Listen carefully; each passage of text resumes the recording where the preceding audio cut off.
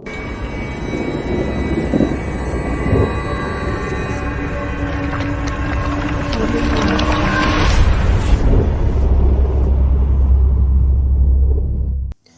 میں جنات کا غلام قسط نمبر 36 کے ساتھ آج سب کی خدمت میں حاضر ہوں۔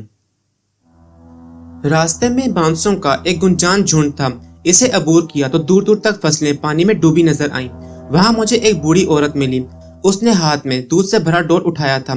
میں نے اس سے سید زادہ کے گھر کا پتہ پوچھا تو وہ بولی، پتر میں بھی ادھر ہی جا رہی ہوں، میرے ساتھ چل۔ میں اس کے ساتھ نہیں جانا چاہتا تھا، لیکن اس کی ایک بات سن کر میں اس کے ساتھ ہو لیا۔ کہنے لگی، پتر راستے میں گارا اور پانی ہے، میں بوڑھی عورت ہوں، ڈرتی ہوں میرے گر جانے سے دودھ کا ڈول نہ گر جائے۔ پتر دودھ گر گیا تو آج کاکے شاہ کو دودھ نہ پلا سکوں گی۔ ماں جی یہ کاکے شاہ کون ہے؟ میں نے اس کی بات سن کر اپنے تجسس کو بے نقاب کیا۔ لے پتر تو نہیں جانتا، اللہ کے سائیں ہیں، انہیں دنیا داری سے کوئی غرض نہیں ہے، بس اللہ اللہ کرتے رہتے ہیں، بولتے بہت کم ہیں، جو بات کہتے ہیں وہ پوری ہو جاتی ہے۔ تم نے جس سید زادے کا پوچھا ہے اس کا گھر ان کے گھر کے قریب ہے۔ میں نے بوڑھی عورت کو ان کے نالہ ایک میں اترنے کا قصہ سنایا تو وہ بولی، پتر ہر سال کاکے شاہ نالے میں اتر کر سیلاب کو روکتے ہیں، اگر وہ یہ نہ کریں تو ہمارا گاؤں اور سارا شہر ڈوب جائے۔ پچھلے 2 دن سے وہ گاؤں میں نہیں تھے، آج آئے ہیں تو لوگوں نے بتایا کہ سیلاب کا خطرہ بڑھ گیا ہے، تو وہ اسی وقت نالہ ایک میں چلے گئے۔ اب میں انہیں دودھ پلانے جا رہی ہوں۔ وہ کسی سے لے کر نہیں کھاتے، لیکن انہیں میرے ساتھ بڑا پیار ہے۔ مجھے سائیں شادی رکھی کہتے ہیں۔ ایک دن انہوں نے مجھے کہا کہ سائیں شادی رکھی مجھے دودھ پلاؤ۔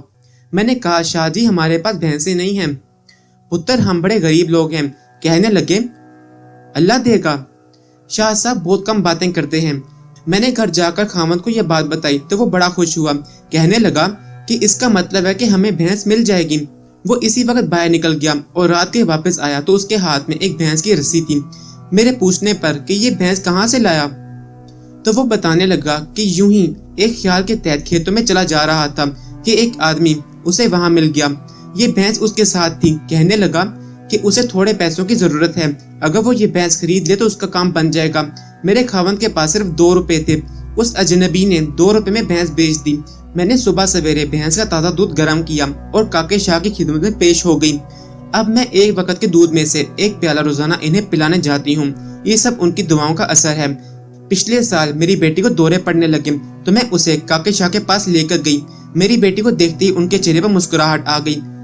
اس کے سر پر پیار کر کے 2-3 چپٹیں ماری اور دوبارہ مسکرانے لگے اور کہا، سائیں شادی رکھی دودھ کہاں ہے؟ پتر جی کاکے شاہ بڑا پیار کرنے والے انسان ہیں، کسی کو دکھ نہیں دیتے۔ اس روز کے بعد میری بچی کو کبھی دورہ نہیں پڑا۔ ہم باتیں کرتے ہوئے سیدہ والی کے اندر داخل ہو گئے۔ اس نے ایک گھر کی طرف اشارہ کرتے ہوئے کہا، یہ کاکے شاہ کا گھر ہے، 2 گھر چھوڑ کر گلی میں داخل ہو جانا، اس سے پہلا گھر سید زادے کا ہے۔ پیر کاکے شاہ کے گھر کا دروازہ کھلا تھا، بوڑھی عورت اندر چلی گئی۔ میں نے سید زادے کا گھر دیکھا اور پھر میں لوگوں سے پوچھتا ہوا اس کی حویلی تک چلا گیا۔ اس کی گھوڑی وہاں بندھی ہوئی تھی۔ میں رات ہونے کا انتظار کر رہا تھا، بارش رک چکی تھی اور آسمان صاف ہو گیا تھا۔ عشاء کی نماز کے بعد میں نے گھوڑی کھولی اور اسے پچکار کر حویلی سے باہر لے جانے میں کامیاب ہو گیا اور پھر اس پر سوار ہو کر نالا ایک کی طرف چل دیا۔ میں نے اندازہ لگایا کہ گھوڑی ان راستوں سے آشنا ہے۔ میں جب بانسوں کے جھنڈ کے پاس سے گزرنے لگا تو یکا یک ایک آواز نے گھوڑی کے اٹھتے قدموں کو جیسے زنجیریں ڈال دی تھیں۔ چورا تو باز نہیں آیا؟ پیر کاکے شاہ کی آواز میں قہر تھا۔ میں نے ان کی بات کا جواب نہ دیا اور گھوڑی کو ایڑی لگا کر بگانے لگا۔ نالا ایک پر پہنچا تو اس وقت چاند آسمان پر اپنی روشنیاں بکھیر رہا تھا۔ میں نے اس موقع کو غنیمت جانا اور گھوڑی سمیت نالا ایک کو عبور کرنے لگا۔ پانی اب اتر چکا تھا، لیکن جو ہی گھوڑی نالا ایک میں اتری، پانی کا ایک زوردار ریلا اٹھا۔ دیکھتے ہی دیکھتے پانی میرے سر تک آ پہنچا۔ ایک طوفانی لہر نے مجھے گھوڑی سمیت اٹھا کر دور پھینک دیا۔ اس وقت میرا سر ایک بھاری پتھر سے ٹکرایا اور میں بے ہوش ہو گیا۔ اگلی صبح جب میری آنکھ کھلی تو میں نے دیکھا کہ میرا سارا بدن آگ میں تپ رہا تھا، سر پر خون جمع ہوا تھا اور بدن ٹوٹ رہا تھا۔ بڑی مشکل سے اپنے گاؤں پہنچا۔ گھر پہنچتے ہی میں پھر بے ہوش ہو گیا۔ حکیم، پیر، فقیر سبھی آئے میرا علاج کرنے، مگر مجھے ہوش نہ آیا۔ مجھ پر دیوانگی طاری ہو گئی تھی۔ کئی مہینے تک میں بے ہوش پڑا رہا۔ کبھی کبھی میرے منہ سے پیر کاکے شاہ کا نام بھی نکل جاتا، لیکن ان دنوں ان کی زیادہ شہرت نہیں تھی۔ کوئی بھی نہ سمجھ سکا کہ میں ان کا نام کیوں لیتا ہوں۔ ایک روز ایک فقیر ہمارے گھر آیا۔ اس نے خیرات مانگی تو میری ماں نے اسے کہا کہ میرے بیٹے کے لیے دعا کرو، میں تمہارا منہ گھی شکر سے بھر دوں گی۔ فقیر نے جب مجھے دیکھا تو وہ زیر لب کچھ بدبدانے لگا، پھر ایک دم بولا، جن بھوت کا سایہ نہیں ہے، اسے کسی کی بد دعا لگی ہے۔ اس وقت میرے منہ سے پیر کاکے شاہ کا نام نکل گیا تو فقیر چونک پڑا اور بولا، اسے پیر کاکے شاہ کے مزار پر لے جاؤ اور اس کی صحت کی منت مانگو۔ میری ماں اور بھائی مجھے سیدہ والی لے آئے، معلوم ہوا کہ ان کا وصال ہو چکا ہے۔ میری ماں نے وہاں منت مانگی اور چند ہفتوں بعد میں صحت یاب ہونا شروع ہو گیا۔ میری دیوانگی اتر گئی۔ جو ہی میرے ذہن میں شعور کی بتیاں روشن ہونے لگیں، میں کاکے شاہ کے مزار کی طرف بھاگ اٹھا۔ میں جانتا تھا کہ میں ایک بزرگ کی گستاخی کر کے عذاب میں مبتلا ہوا ہوں، اس کا علاج بھی ان کے پاس ہی ہے، لیکن اس وقت بہت دیر ہو چکی تھی۔ میں ان کی قبر پر جا کر بہت رویا، لیکن مجھے سکون نہ ملا۔ پھر میں ان کے مزار پر ہی رہنے لگا، ہر جمعرات کو لنگر تقسیم کرتا۔ ایک روز پیر کاکے شاہ مجھے خواب میں ملے اور کہا، چورا میرے مزار سے چلا جا۔ پتر جی، میری تو دنیا ہی لٹ گئی۔ میں اپنی قسمت کو روتا پیٹتا اس جگہ آ بیٹھا اور ساری عمر یہاں گزار دی۔ مجھے ان کے مزار پر جانے کی اجازت نہیں ہے۔ برسوں سے ہر جمعرات کو یہاں نان پکوڑے نظر نیاز کرتا ہوں اور اللہ سے دعا کرتا ہوں کہ میری سختی دور ہو جائے۔ بابا بوٹا داستان حزن و ملال سنا کر ہچکیاں بھرنے لگا۔ پتر، اس چوٹ کا درد وہی جانتا ہے جو اس درد سے گزرا ہو۔ پتر جی، میں تم سے ہاتھ جوڑ کر کہتا ہوں کہ میری سفارش کرنا، ہو سکتا ہے سرکار کسی پردیسی کی لاج رکھ لیں۔ بابا، میرا دل اندر سے کٹنے لگا۔ میں بزرگوں سے انتہا درجے کی عقیدت تو رکھتا تھا، مگر ان سے کچھ طلب کرنے کی جسارت نہیں کرتا تھا، صرف اپنے اللہ سے مانگتا تھا۔ میں نے انہیں تسلی دینا چاہی، مگر الفاظ میرا ساتھ چھوڑ گئے۔ اس اثنا میں ایک گڈری پوش جس نے سر تک چادر اوڑھی ہوئی تھی ہمارے پاس آ گیا۔ بابا بوٹا اسے دیکھتے ہی عقیدت سے اٹھا اور ان کے ہاتھ چوم کر کپڑے میں رکھے نان پکوڑے انہیں دے کر بولا، بابا دعا کی ہے نا؟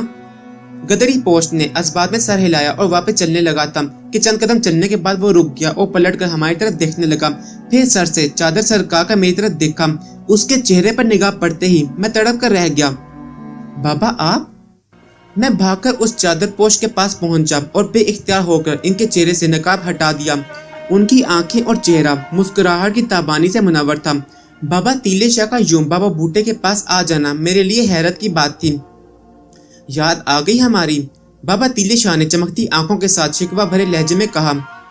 دیر ہو گئی بابا، میں عاجزی اور شرمندگی کے ملے جلے تاثرات کے ساتھ بولا۔ سچ تو یہ ہے کہ آج بھی میں ارادتاً نہیں آیا بلکہ لایا گیا ہوں۔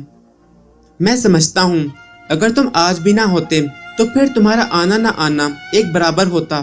وہ بولے۔ میں سمجھا نہیں۔ میں نے پریشان ہو کر پوچھا، تم جن سرابوں میں بھٹک رہے ہو ایک روز ان میں گم ہو کر رہ جاؤ گے اور تمہیں واپسی کا راستہ نہیں ملے گا۔ بابا تیلے شاہ نے کہا، آؤ مزار پر چلتے ہیں، پھر باتیں کریں گے۔ میں ان کے ساتھ چلنے لگا تو بابا بوٹا دوڑتا ہوا میرے پاس آ گیا اور ہامتی کامتی آواز میں مجھے یاد دلانے لگا، پتر جی اپنا وعدہ نہیں بھولنا، میرے لیے دعا کرنا۔ پھر وہ بابا تیلے شاہ کی طرف ملتجی نگاہوں سے دیکھنے لگا۔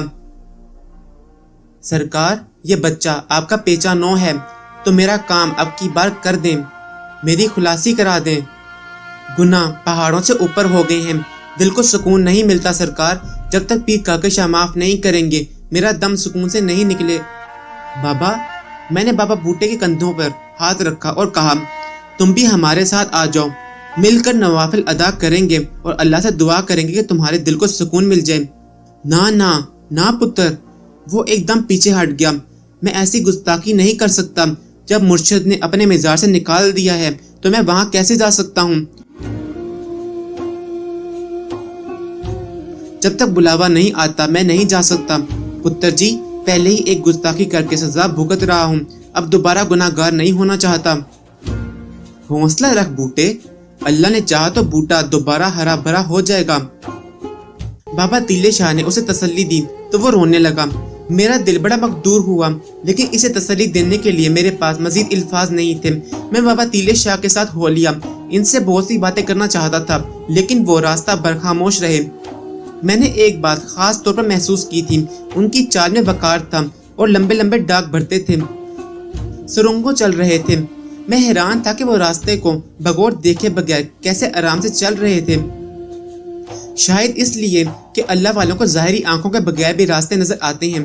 ان کے اندر ہزاروں آنکھیں روشن ہوتی ہیں جو پاتال سے آسمان کی بلندیوں تک، قدرت کے حجابات کے اندر تک دیکھ لیتے ہیں۔ قلب و نظر کے کثیر معاملات ان سے چھپے نہیں رہتے۔ وہ زیر لب کچھ پڑھ بھی رہے تھے، لیکن مجھے ہلکی ہلکی بنبناہٹ کے سوا کچھ سنائی نہیں دے رہا تھا۔ میں ان کے قدموں کا ساتھ دینے سے عاجز آ گیا تھا۔ مجھے باقاعدہ دوڑ کر ان کے ساتھ ساتھ چلنا پڑ رہا تھا۔ اورے سے سیدہ والی کا فاصلہ زیادہ نہیں تھا، لیکن جس شخص کو لگاتار پیدل چلنے کی عادت نہ ہو، اور وہ بھی جو کم کے اندر بھی چلنا پڑے، تو وہ جلد ہام جاتا ہے۔ ہم جب اونچائی سے اتر کر پکی سڑک سے سیدہ والی کی طرف جانے والی سڑک پر پہنچے تو سامنے مجھے بانس کے درختوں کا ایک جھنڈ نظر آیا۔ مجھے بابا بھوٹے کی بات یاد آ گئی۔ سالہ سال سے یہ جھنڈ اسی طرح نظر آ رہا تھا۔ اس وقت میرا دل بری طرح دھڑک رہا تھا اور مجھ سے چلنا مشکل ہو گیا۔ میرے دل میں آیا کہ میں کچھ دیر کے لیے آرام کر لوں، لیکن یہ بات زبان پر لاتے ہوئے مجھے گھبراہٹ سی ہونے لگی۔ تھک گئے؟ بابا تیلے شاہ نے میری طرف دیکھے بغیر رفتار کم کی اور میرے دل کا بھید جانتے ہوئے سوال کیا۔ ہاں بابا، اب چلا نہیں جاتا، پیاس سے میرا برا حال ہو گیا، ہونٹ خشک ہو گئے۔ بابا تیلے شاہ کی بات سنتے ہی میں راستے کے ساتھ گزرتی ایک خالی کے کنارے بیٹھ گیا۔ میرے عقب میں دھان کی سرسبز فصل لہرا رہی تھی۔ کھیتوں کی اپنی ہی خوشبو ہوتی ہے۔ دور تک لہراتے سرسبز کھیت انسان کی روح کو تر و تازہ کر دیتے ہیں، لیکن اس وقت میرے دل پر لہراتی فصلوں کے سحر انگیز ماحول نے بھی کوئی اثر نہ ڈالا۔ کھلی فضا میں بھی مجھے گھٹن محسوس ہو رہی تھی۔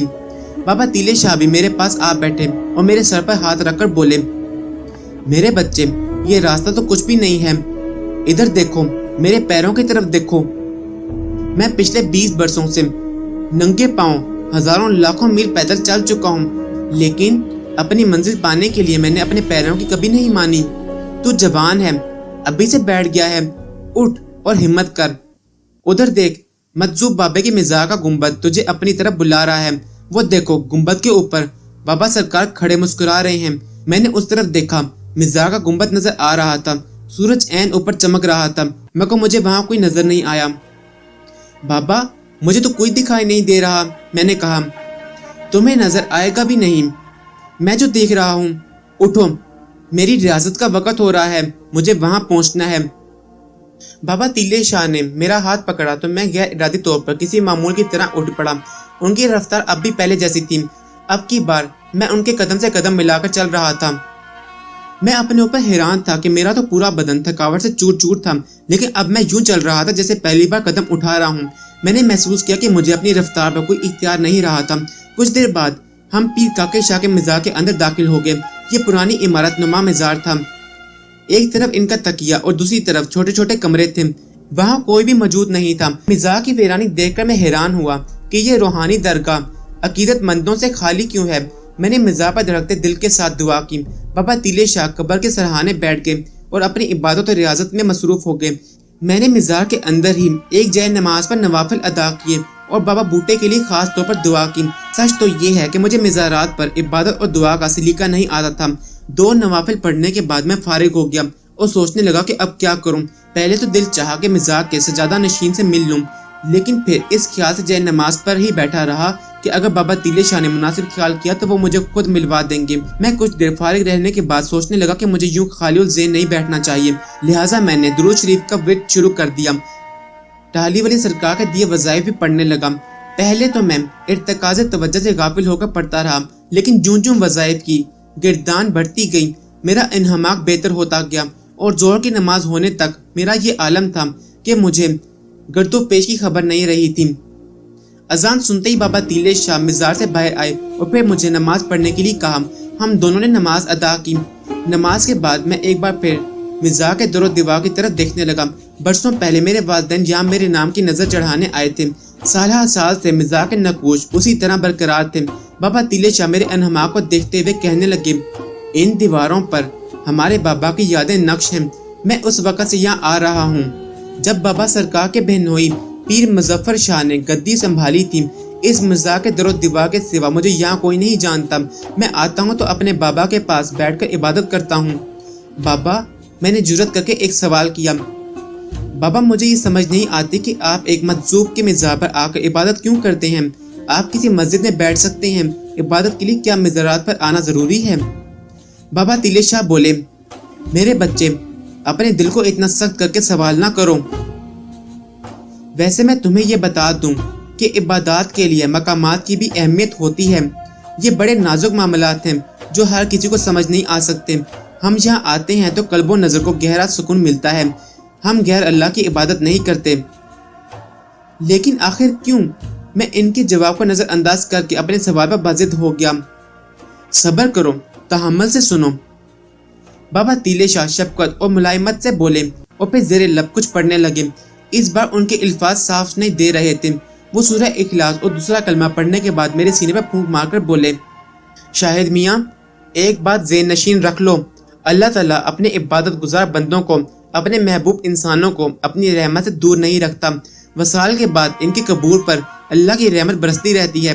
तुमने देखा है, अल्लाह के हकीकी बंदों के मज़ारात पर एक गुना सुकून मिलता है, ठंडक का एहसास होता है। ऐसा लगता है बच्चा आगोश मादर में आ बैठा है। ये सब क्यों होता है? ऐसे एहसास क्यों पैदा होते हैं? इसकी वजह यह है कि वहाँ अल्लाह की रहमत बरसती है और अल्लाह तबारक व तआला की रहमत का एहसास बहुत बड़ी नेमत है। हम लोग जब ऐसी जगहों पर आते हैं तो बुनियादी तौर पर यही एहसास और यकीन हमें यहाँ लेकर आता है। इस बुजुर्ग की कब्र पर रहमत खुदावंदी साया फिगन होती है और हम इसकी कब्र के पास बैठकर इबादत करते हैं ताकि अल्लाह की रहमत का साया हमको अपनी पनाह दे। जहाँ अल्लाह की रहमत बरसती है वहाँ दुआएं, इल्तिजाएं बहुत जल्द कबूल होती हैं। बाबा, मगर मुझे तो, मैं जानता हूँ तुझे ये सुकून नहीं मिला होगा। बाबा तीले शाह मेरी जुबान पकड़कर बोले, अगर तुम अपने दिल को आज़ाद कर दो, दिल पे पड़ा सख्ती और गफलत का पर्दा फाड़ दो तो तुम्हें भी ये एहसास होगा। लेकिन बाबा, आप जानते हैं मैं बुजुर्गों से अकीदत रखता हूँ, मुझे उनकी मोहब्बत भी हासिल रही है और फिर मुझे इस मज़ार पर आने की तमन्ना भी थी। कोई ऐसी कशिश थी जो मुझे यहाँ बुलाती थी, मगर मैं यहाँ आया हूँ तो मेरे दिल से हर किस्म का एहसास जाता रहा है। दिल खाली हो गया है। मैं अपने दिल की बात जुबान पर ले आया। हो सकता है ऐसा हो। इसकी एक वजह यह भी है कि तुम जिन चक्रों में पड़ गए हो, इसकी वजह से सरकार नाराज है। अल्लाह के वली की नाराजगी भी किसी अजाब से कम नहीं होती। बाबा तीले शाह की बात सुनकर सनसनी की एक लहर मेरे पूरे बदन में फैल गई। मियाँ, तुम्हें बरसों पहले यहाँ हाजिरी देनी चाहिए थी। जिस बुजुर्ग की दुआ को अल्लाह ने कबूल करके तुम्हारे वालिदैन को औलाद नरीना अता की थी, उसका शुक्रिया तो अदा करना चाहिए था। ये सुनकर मैं शर्मिंदा हो गया। हाँ बाबा, देर हो गई है, लेकिन अब मैं इनकी नाराजगी खत्म कर दूंगा। लेकिन बाबा, इनकी नाराजगी कैसे खत्म हो सकती है? मसलन मुझे क्या करना चाहिए? बच्चे, हमें धन दौलत की जरूरत नहीं होती, बस तुम यहाँ नवाफिल अदा करो, इबादत करो और अल्लाह से इन बुजुर्गों की शिफा के लिए दुआ करो। और क्या मांगते हैं ये? बस इतनी ही बात है। बाबा तीले शाह की बात सुनकर मेरे दिल को कदर तकवीयत पहुंची। इनकी हदायत और रहनुमाई के मुताबिक मैं पीर काके शाह के मज़ार पर मगरिब की नमाज तक नवाफिल अदा करता रहा और अल्लाह से गिड़गिड़ा कर अपनी नालायकियों और कताइयों की बख्शिश के लिए दुआ करता रहा। मगरिब और फिर इशा की नमाज भी मैंने बाबा तीले शाह के साथ अदा की। मुझे वक्त गुजरने और भूख प्यास का एहसास ही ना रहा था। ये इशा के बाद की बात है। मैंने बाबा तीले शाह से अपने मामलात की बातें की। इन्हें जिन्नात, ताली वली सरकार और मक्खन सिंह के बारे में भी सब कुछ कह सुनाया। वो बोले, मैं जानता हूँ कि ये क्या खेल खेला जा रहा है। शायद मियाँ, एक बात ज़हन में बिठा लो, इब्लीस मरदूद नेकी की आड़ में बदी फैलाता है। वो सुल्तानुल मलाइका था, लेकिन तकब्बुर ने इसे इब्लीस मरदूद बना दिया। लिहाजा वो कमज़ोर अकीदा के हमारे इंसानों को नेकी के बहकावे में गुनाहों के रास्ते पर डाल देता है। ये मक्खन सही भी ऐसा है। टाली वाली सरकार अल्लाह के वली हैं, लेकिन अभी वो अपनी मंजिल से बहुत दूर हैं। रियाज शाह एक खराब और दुनिया की तलब का मारा हुआ शख्स है। उसके पास आने वाले जिन्नात हैं तो मुसलमान, लेकिन वो उसके अहकामात मानने पर मजबूर हैं। रियाज शाह ने अलूम की ताकत से इन्हें पाबंद किया हुआ है। तुम्हें याद है, मैंने गाजी को सब्जी मंडी में पकड़ लिया था, लेकिन तुमने छुड़वा दिया। मैं उस वक्त भी यही चाहता था कि तुम मेरे पास आओ, क्योंकि तुम एक काम कर सकते हो। हर इंसान के बस में हर काम नहीं होता, लेकिन अगर तुम हिम्मत करो तो रियाज शाह को शैतानी हरकत से रोक सकते हो। इसके लिए हिम्मत और हुस्न तदब्बर चाहिए। अब अगर तुम ये सोचने लग जाओ कि एक गलत कार इंसान को रोकने के लिए हम क्यों नहीं कुछ करते, तो मेरे बच्चे, इसका जवाब ये है कि हर काम हम नहीं कर सकते। ये काम तुम जैसे नौजवानों के जिम्मे है। बुराई को रोकना एक जहाद है جو ہر مسلمان پر فرض ہے۔ ہمارا کام نیکی کی تبلیغ کرنا ہے، سو ہم کرتے رہتے ہیں۔ تمہیں اس کام پر آمادہ کرنے کے بعد میں تمہیں کچھ وظائف دوں گا جو تمہاری حفاظت کریں گے۔ اللہ اکبر۔ اللہ کے فضل و کرم سے تم ہر برائی کا مقابلہ کرنے کے لیے اپنے اندر ہمت مرداں پاؤ گے۔ اس رات بابا تیلے شاہ نے مجھے روحانی دنیا کے اسرار و رموز سے آگاہ کیا اور کچھ قرآنی وظائف بھی یاد کرائے۔ میں رات بھر وظائف پڑھتا رہا، فجر کی نماز بھی مزار پر ہی ادا کی۔ اس کے بعد مجھے نیند نے آ لیا۔ میں بہت پرسکون نیند سویا تھا، کسی قسم کا خواب نہیں آیا، حالانکہ میرے دل کے اندر یہ خواہش بھی تھی اور امید بھی تھی کہ خواب میں پیر کاکا شاہ آئیں گے، لیکن ایسا نہیں ہوا۔ صبح جب میری آنکھ کھلی تو سورج سر پر آیا ہوا تھا۔ آنکھ کھلتے ہی میں بابا تیلے شاہ کو دیکھنے لگا۔ وہ مزار کے اندر موجود تھے اور جھاڑو دے رہے تھے۔ میں نے ان کے ہاتھ سے جھاڑو لینے کی کوشش کی تو وہ کہنے لگے کہ پہلے منہ ہاتھ تو دھو لو۔ میں ہاتھ منہ دھو کر واپس آیا اور ان سے جھاڑو لے کر مزار میں صفائی کرنے لگا۔ آدھا گھنٹہ بعد میں فارغ ہو گیا۔ بابا تیلے شاہ کہنے لگا، اب ہمیں شاہی بابا کے مزار پر جانا ہے۔